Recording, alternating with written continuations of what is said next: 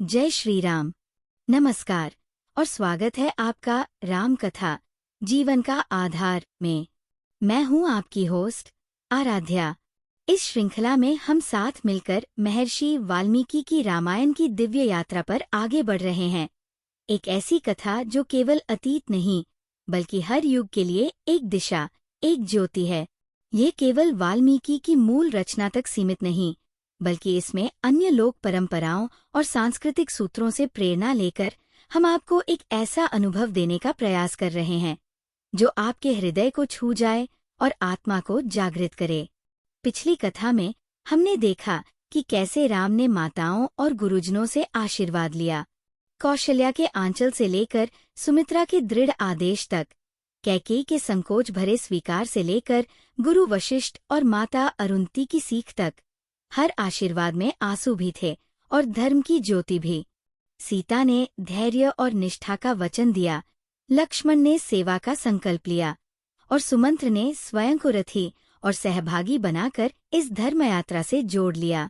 आज की कथा हमें वहां ले जाती है जब हम देखेंगे कि कैसे आंसुओं और सिसकियों के बीच रथ अयोध्या से निकलकर वन की सीमा की ओर बढ़ता है।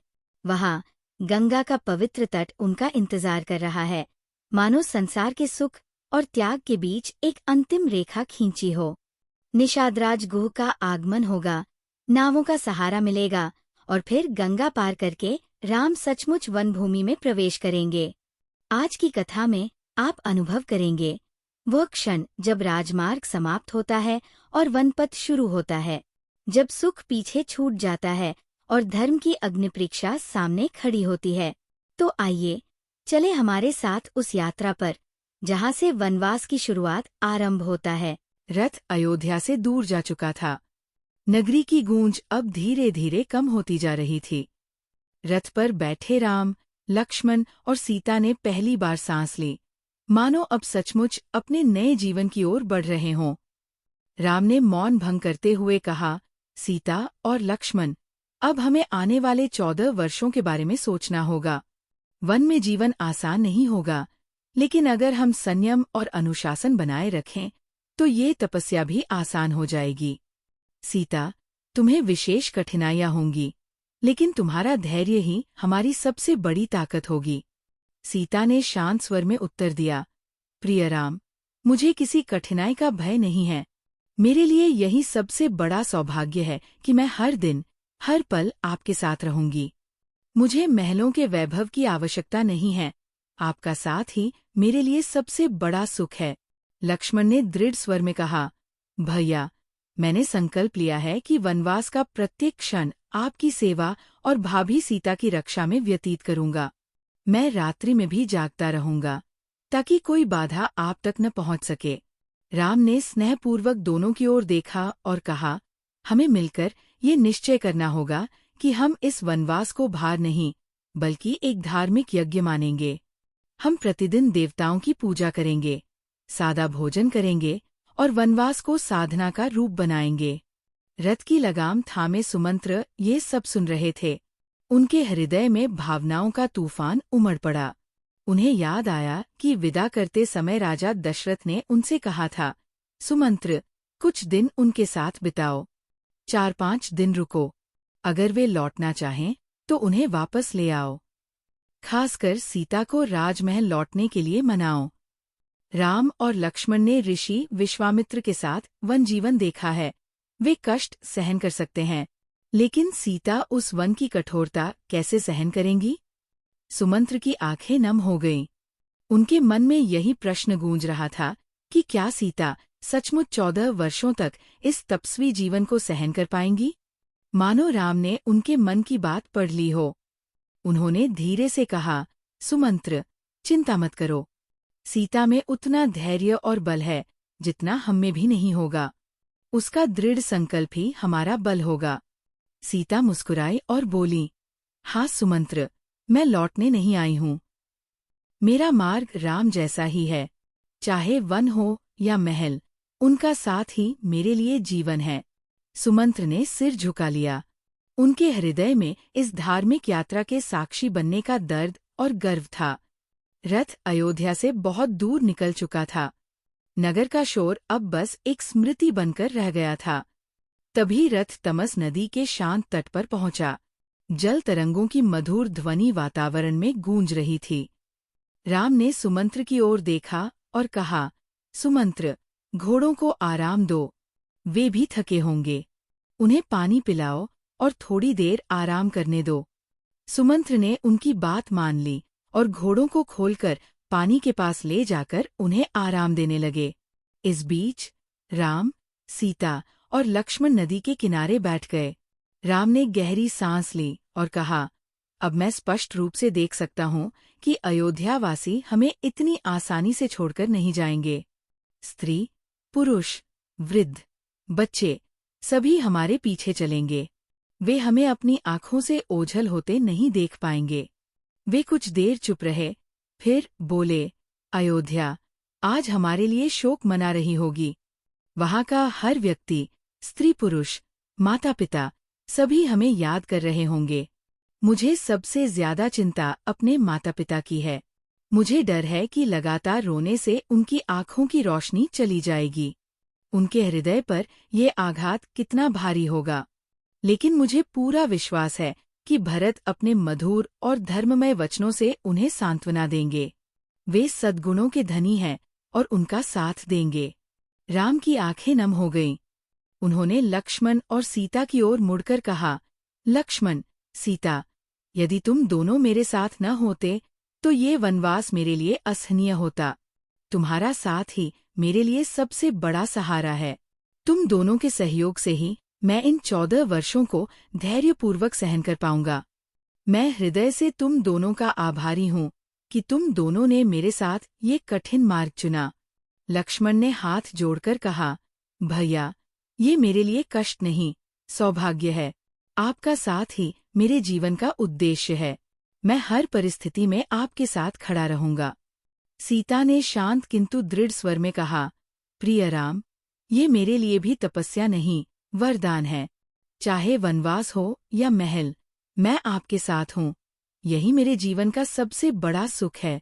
राम ने करुणा और स्नेह से दोनों को देखा। तमस की लहरें अपना मौन और गहरा कर रही थीं, मानो नदी स्वयं इस वार्तालाप की साक्षी हो। धीरे धीरे सूर्य अस्त होने लगा। सुमंत्र ने घोड़ों को हरी घास खिलाई। लक्ष्मण ने सुमंत्र के साथ मिलकर राम और सीता के लिए पत्तों का एक बिछौना तैयार किया। नदी के किनारे वृक्षों की छाया में साधारण पत्तों से बना वह बिछौना आज राजमहल के बिछौने से भी बड़ा था, क्योंकि उस पर धर्म, प्रेम और त्याग सोने वाले थे। राम सीता के साथ उस बिछौने पर सोए। लक्ष्मण दूर खड़े उन्हें देखते रहे। उनके हृदय में करुणा और गर्व था। उन्होंने धीरे से सुमंत्र से कहा, देखो सुमंत्र, ये मेरे भैया राम हैं, जो अपने लिए सुख नहीं चाहते, लेकिन अपनी प्रजा के लिए सब कुछ त्याग सकते हैं। जो कठोर व्रतों का पालन करते हैं, लेकिन दूसरों के प्रति सदैव सौम्य रहते हैं। वे मेरे भाई ही नहीं, इस युग के आदर्श है। लक्ष्मण पूरी रात जागते रहे। वे राम का गुणगान करते रहे और सुमंत्र उन पुण्यों की कथाएं सुनते हुए मौन आंसू बहाते रहे। इस प्रकार वह रात तमस के तट पर बीत गई। सुबह जब सूर्योदय हुआ तो राम उठे और देखा कि वहां बड़ी संख्या में अयोध्यावासी उपस्थित थे। स्त्री, पुरुष, वृद्ध और बच्चे सभी अपने राम के साथ जाने के लिए तैयार खड़े थे। राम ने गहरी सांस ली और कहा, अगर ऐसा ही चलता रहा तो अयोध्यावासी हमारे साथ वन में चले जाएंगे। ये ठीक नहीं है, हमें कोई उपाय ढूंढना होगा। उन्होंने सुमंत्र की ओर मुड़कर कहा, सुमंत्र, रथ तैयार करो, हमें जल्दी आगे बढ़ना है। मैं वन में प्रवेश करना चाहता हूँ। कुछ देर बाद सुमंत्र आए और बताया, रथ तैयार है। राम ने गंभीर स्वर में कहा, सुमंत्र, तुम रथ लेकर शीघ्रता से उत्तर दिशा की ओर चलो। थोड़ी दूर जाकर पुनः यहीं लौट आना। ये सब सावधानी से करना ताकि लोग ये न समझ सके कि हम किस ओर गए हैं। उन्हें ये भ्रम हो कि हम इसी मार्ग से गए हैं। भविष्य की यात्रा के लिए रथ को इस तरह ले जाएं कि हम अपने आगे के मार्ग का कोई निशान पीछे न छोड़े। सुमंत्र ने हाथ जोड़कर आदेश स्वीकार कर लिया। उन्होंने वैसा ही किया वे रथ लेकर उत्तर दिशा की ओर बढ़े, फिर मुड़कर वापस आए और राम को सूचना दी। राम, सीता और लक्ष्मण पुनः रथ पर सवार हुए। घोड़ों को लगाम दी गई और रथ उस दिशा की ओर मुड़ गया जहां वन का श्याम वैभव खड़ा था। सुमंत्र ने रथ उत्तर दिशा की ओर मोड़ दिया, क्योंकि उन्हें उस दिशा में यात्रा के लिए शुभ संकेत दिखाई दे रहे थे। और इस प्रकार राम, लक्ष्मण और सीता अपने सारथी सुमंत्र के साथ वन की ओर चल पड़े। जब नगरवासी राम, लक्ष्मण और सीता को न पा सके तो वे शोक से व्याकुल हो गए और निश्चल हो गए। वेदना से उत्पन्न आंसुओं से व्याकुल होकर वे चारों ओर दृष्टि दौड़ाने पर भी राम की एक झलक भी न देख सके। उनके चेहरे दुख से विकृत हो गए थे, मानो वे राम से वंचित थे, और इसलिए नगरवासी फूट फूट कर रोने लगे। फिर रथ के पटरिया के साथ कुछ दूर तक चलने के बाद अचानक पटरिया गायब हो जाने के कारण वे पुनः घोर निराशा से भर गए। रथ के पटरिया गायब हो जाने के कारण वे सभी व्यथित मन से उसी मार्ग से अयोध्या नगरी की ओर चल पड़े जिस मार्ग से वे आए थे। नगरी को देखकर उनके नेत्रों से आंसू बहने लगे, मानो वे शोक से व्याकुल हों और मन उदासी से व्यथित हो गया हो। जैसे चंद्रमा के बिना आकाश और जल के बिना समुद्र, वैसे ही इन लोगों ने उस नगर को देखा जहां से सारा आनंद लुप्त हो गया था। धन धान्य से भरे अपने घरों में बेचैनी से प्रवेश करते हुए नागरिक अपने और पराये लोगों में भेद नहीं कर पा रहे थे, मानो वे शोक से व्याकुल थे। उनका आनंद पूरी तरह से लुप्त हो गया था। जैसे जैसे भोर होती गई, रथ आगे बढ़ता गया। राम अपने पिता के वचनों को मन में याद करते हुए तीव्र गति से यात्रा कर रहे थे। समय इसी तरह बीतता गया। धर्म के विचार, स्मृतियों का बोझ और भविष्य की अनिश्चितता हर कदम पर उनका पीछा करती रही। कुछ दूर चलने पर वे कोसल देश की सीमा पर पहुंच गए। वहां उन्होंने जुते हुए खेत, हरियाली से भरे जंगल और खिले हुए फूल देखे, लेकिन प्रकृति की सुंदरता से ज्यादा उनका ध्यान आसपास के गांव वालों की फुसफुसाहट में गूंजती हुई उदास आवाज की ओर गया। गांव वाले आपस में कह रहे थे, राजा दशरथ शब्दों के जाल में फंस गए हैं। राम को वनवास भेज दिया गया है। राम को इस तरह त्याग कर निर्दयी रानी कैकेयी ने कितना बड़ा पाप किया है। महल के सुखों की आदि सीता अब वन के कष्ट कैसे सहेंगी? और राजा दशरथ, क्या वे इतने निर्दयी हैं कि अपने निर्दोष और प्रिय पुत्र को त्याग दें? ये शब्द राम के कानों तक पहुंचे। वे ये कटु वचन सुनकर चुप रहे, लेकिन उनकी आंखों में अपने पिता, अपनी माताओं और अपनी प्रजा के प्रति करुणा झलक रही थी। वह अपने विचार उनके साथ साझा नहीं करना चाहता था, अन्यथा वे जान जाते कि वे कौन हैं। इससे वे अपनी भावी यात्रा में उनका अनुसरण कर सकते थे। इसलिए उसने सोचा कि चुप रहना ही बेहतर है। रथ आगे बढ़ा।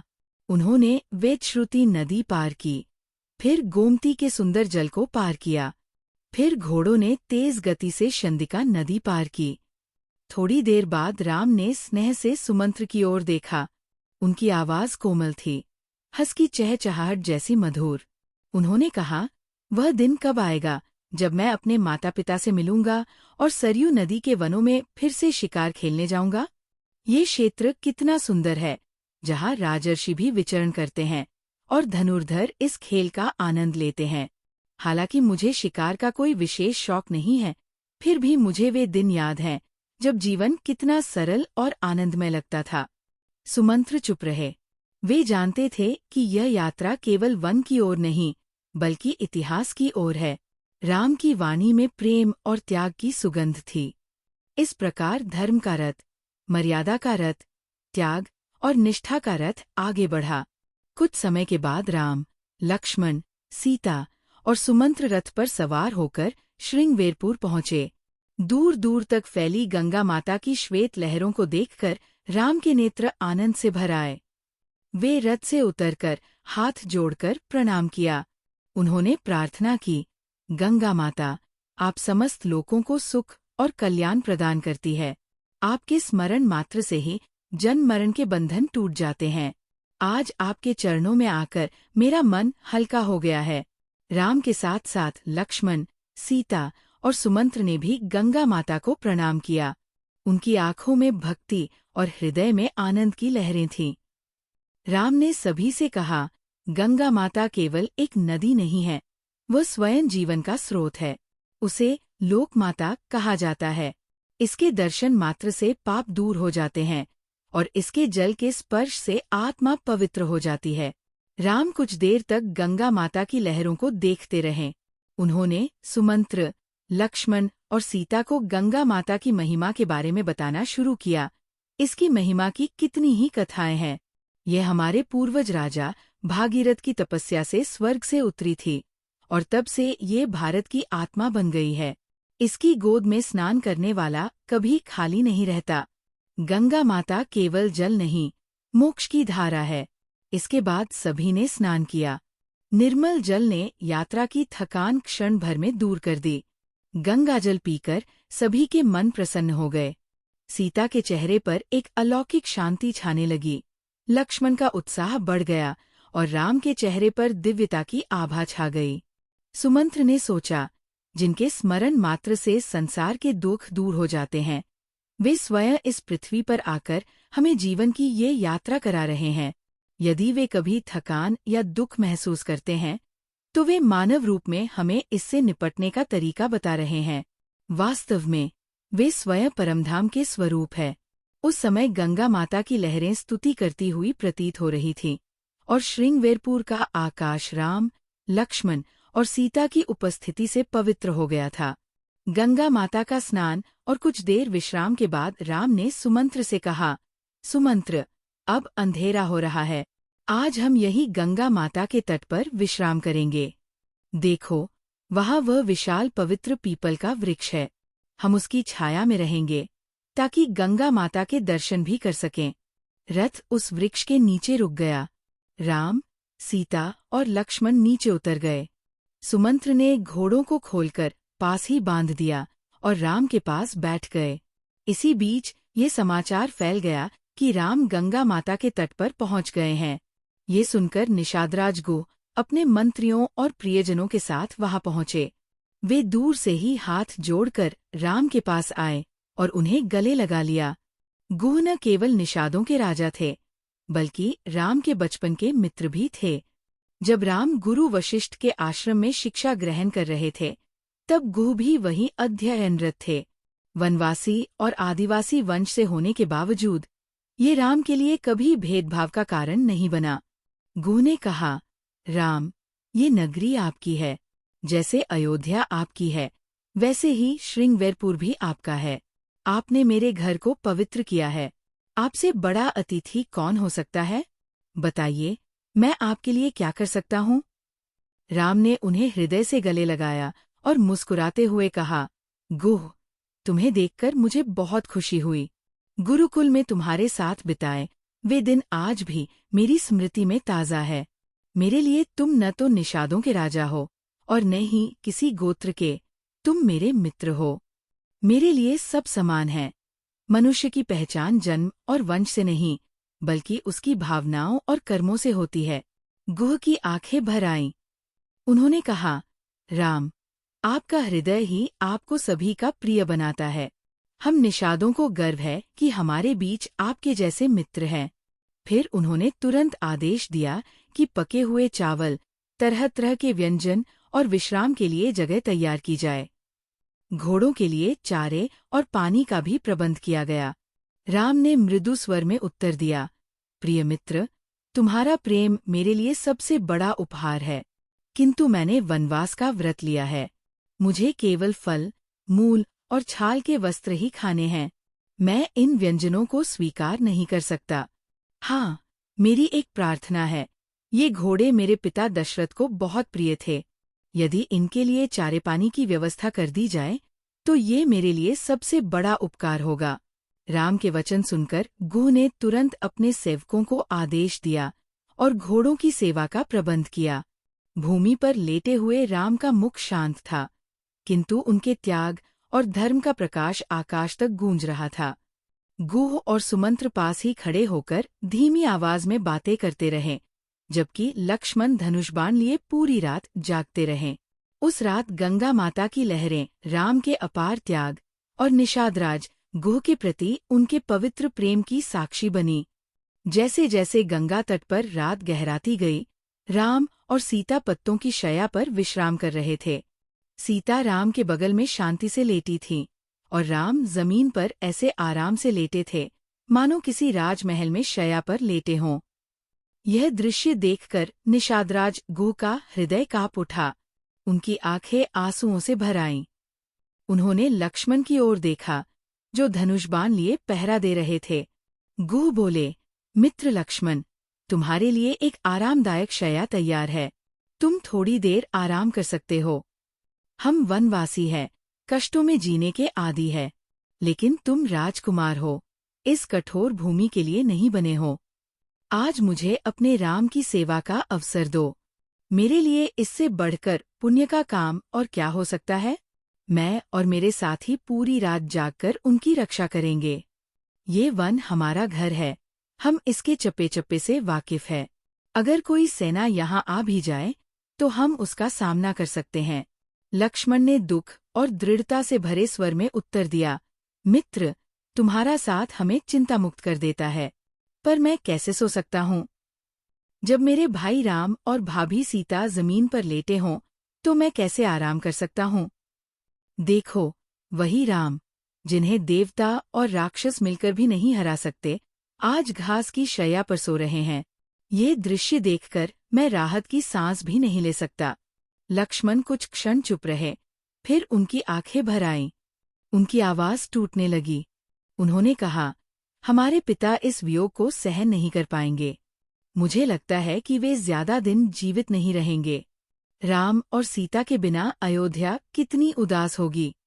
क्या माता कौशल्या इस रात को काट पाएंगी? पता नहीं माता सुमित्रा इस दुख से कैसे गुजरेंगी। क्या माता कैकेयी अब ठीक है? क्या पिताजी अभी जीवित हैं? मुझे डर है कि जब हम लौटेंगे तो वे हमारे बीच नहीं होंगे। क्या हम अपने पिताजी को फिर कभी देख पाएंगे? लक्ष्मण की करुणा ने गंगा तट पर छाए सन्नाटे को तोड़ा। उनका दुख सुनकर गुह की आंखें भर आईं। निषादराज गुह, जो वन के राजा थे और कठिन जीवन जीते थे, इस वियोग को सहन नहीं कर सके। वे फूट फूट कर रोने लगे, जैसे कोई घायल हाथी पीड़ा से कराहता है। गुह की आंखों से आंसू बहते देख लक्ष्मण ने धीरे से उसका हाथ पकड़ लिया। उनकी वाणी मधुर थी, पर उसमें वैराग्य और भक्ति की गहराई झलक रही थी। लक्ष्मण बोले, प्रिय गुह, कोई किसी को सुख या दुख नहीं देता। प्रत्येक प्राणी अपने कर्मों का फल भोगता है। संयोग और वियोग, सुख और दुख, मित्र और शत्रु, ये सब माया के जाल है। जन्म और मृत्यु, धन और दरिद्रता, विपत्ति और काल, आसक्ति इन सब का मूल कारण है। पृथ्वी, घर, धन, नगर, परिवार, स्वर्ग और नरक, ये सब नाम मात्र है। हम जो देखते हैं, सुनते हैं या मन में सोचते हैं, वे सब सत्य नहीं हैं। इनका अस्तित्व केवल अज्ञान और आसक्ति पर आधारित है। जिस प्रकार स्वप्न में राजा भिखारी हो जाता है या दरिद्र इंद्र का सिंहासन प्राप्त कर लेता है, किंतु जागने पर सब कुछ शून्य हो जाता है, उसी प्रकार ये संसार भी स्वप्न के समान है। इसे मन में इसी प्रकार देखना चाहिए। न तो क्रोध करना चाहिए और न ही किसी को दोष देना चाहिए।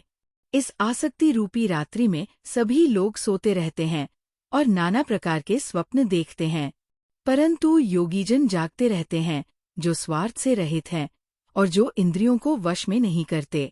सत्य तो ये है कि जीव तभी जागृत कहलाता है जब वह सांसारिक इच्छाओं से विरक्त हो जाता है। जब ज्ञान प्रकट होता है और अज्ञान दूर हो जाता है, तभी भाई राम के चरणों में प्रेम उत्पन्न होता है। मित्र, मन, वाणी और कर्म से भाई राम के चरणों से प्रेम करना ही मनुष्य का सर्वोत्तम प्रयास है। जान लो कि मेरे भाई राम स्वयं परम ब्रह्मा के स्वरूप है। वे अदृश्य, अनंत, अनादि, अनुपम और दोष रहित है। वेद भी उनका वर्णन नेति नेति कहकर करते हैं। उन दयालु भगवान ने भक्तों, भूमि, ब्राह्मणों, गौओं और देवताओं के कल्याण के लिए मानव रूप में अवतार लिया है। उनके चरित्र के श्रवण मात्र से ही संसार के बंधन टूट जाते हैं। इसलिए हे मित्र, आसक्ति त्याग कर भाभी सीता और भाई राम के चरणों में प्रेम करो। यही सर्वोत्तम साधना और सर्वोच्च दान है। लक्ष्मण के इन वचनों ने गंगा तट पर उस रात्रि को आध्यात्मिक प्रकाश से भर दिया। गुह ने अपने आंसू पोंछे और हाथ जोड़कर लक्ष्मण की ओर देखा। उस समय उनका हृदय केवल एक ही संकल्प से भर गया, सीता राम के चरणों से प्रेम करना और उनके लिए अपना जीवन समर्पित करना।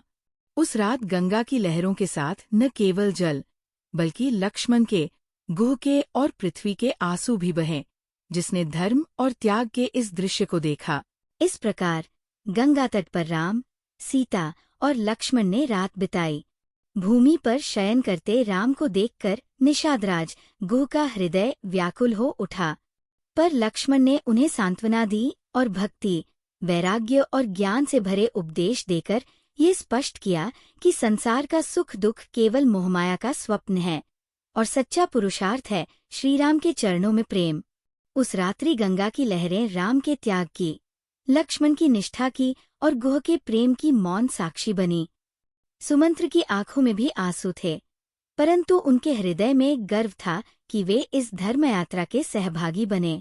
अब ये केवल वंगमन नहीं रह गया था, ये धर्म और त्याग का ऐसा अध्याय बन गया था जो युगों तक मानवता के लिए आदर्श रहेगा। अगली कथा में हम देखेंगे कैसे सुमंत्र राम, लक्ष्मण और सीता को वन की सीमा तक पहुंचाकर विदा करते हैं। वहां एक नाविक उनकी प्रतीक्षा करता है, जो उन्हें गंगा पार कराने में सहायक बनेगा। मार्ग में उन्हें वनवासी भी मिलेंगे, जो उनके धर्म यात्रा में अपना सहयोग और मार्गदर्शन देंगे। इस कहानी श्रृंखला को सुनने के लिए आपका धन्यवाद। कृपया कहानी श्रृंखला को अपने दोस्तों और परिवार के साथ साझा करें, ताकि भगवान राम का गौरवशाली जीवन और धर्म का प्रकाश हर किसी के जीवन को आलोकित कर सके। भले ही हम ये पूरी तरह से न जान सकें कि वास्तव में क्या हुआ था, लेकिन रामायण की ये शाश्वत कथा हमें ये सिखाती है कि अपने जीवन में धर्म, सत्य और कर्तव्य का पालन कैसे करें।